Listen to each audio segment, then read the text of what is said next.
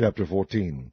Now Joab the son of Zeruiah perceived that the king's heart was toward Absalom, and Joab sent to Tekoa, and fetched thence a wise woman, and said unto her, I pray thee, feign thyself to be a mourner, and put on now mourning apparel, and anoint not thyself with oil, but be as a woman that had a long time mourned for the dead, and come to the king, and speak on this manner unto him. So Joab put the words in her mouth. And when the woman of Tekoa spake to the king, she fell on her face to the ground, and did obeisance, and said, Help, O king. And the king said unto her, What aileth thee? And she answered, I am indeed a widow woman, and mine husband is dead. And thy handmaid had 2 sons, and they 2 strove together in the field, and there was none to part them, but the one smote the other, and slew him. And behold, the whole family is risen against thine handmaid, and they said, Deliver him that smote his brother, that we may kill him, for the life of his brother whom he slew. And we will destroy the heir also, and so they shall quench my coal which is left, and shall not leave to my husband neither name nor remainder upon the earth. And the king said unto the woman, Go to thine house, and I will give charge concerning thee. And the woman of Tekoa said unto the king, My lord, O king, the iniquity be on me, and on my father's house, and the king and his throne be guiltless. And the king said, Whosoever saith aught unto thee, bring him to me, and he shall not touch thee any more. Then said she, I pray thee, let the king remember the Lord thy God, that thou wouldest not suffer the revengers of blood to destroy any more, lest they destroy my son. And he said, As the Lord liveth, there shall not one hair of thy son fall to the earth.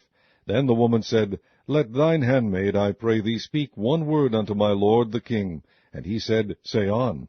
And the woman said, Wherefore then hast thou thought such a thing against the people of God? For the king doth speak this thing as one which is faulty, in that the king doth not fetch home again his banished.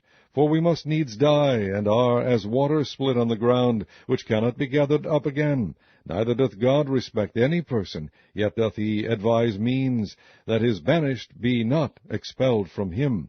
Now therefore that I am come to speak of this thing unto my lord the king, it is because the people have made me afraid. And thy handmaid said, I will now speak unto the king. It may be that the king will perform the request of his handmaid, for the king will hear to deliver his handmaid out of the hand of the man that would destroy me and my son together out of the inheritance of God. Then thine handmaid said, The word of my lord the king shall now be comfortable, for as an angel of God so is my lord the king to discern good and bad. Therefore the Lord thy God will be with thee.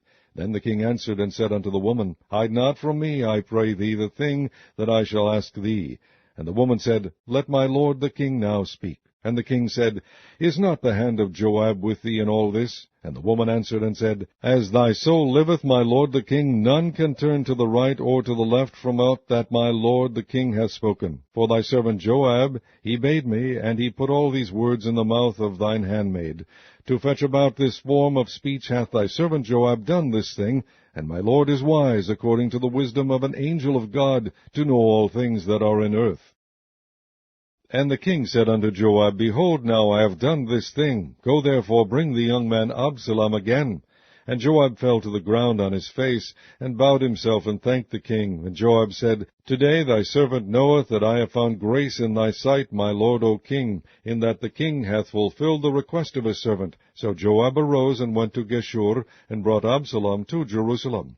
And the king said, Let him turn to his own house, and let him not see my face. So Absalom returned to his own house, and saw not the king's face.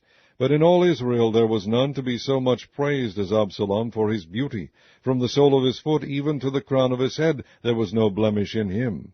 And when he polled his head, for it was at every year's end that he polled it, because the hair was heavy on him, therefore he polled it, he weighed the hair of his head at 200 shekels after the king's weight. And unto Absalom there were born 3 sons and 1 daughter, whose name was Tamar. She was a woman of a fair countenance. So Absalom dwelt 2 full years in Jerusalem, and saw not the king's face. Therefore Absalom sent for Joab to have sent him to the king. But he would not come to him, and when he sent again the second time, he would not come.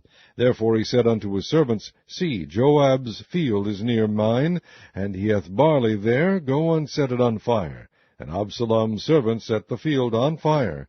Then Joab arose, and came to Absalom unto his house, and said unto him, Wherefore have thy servants set my field on fire?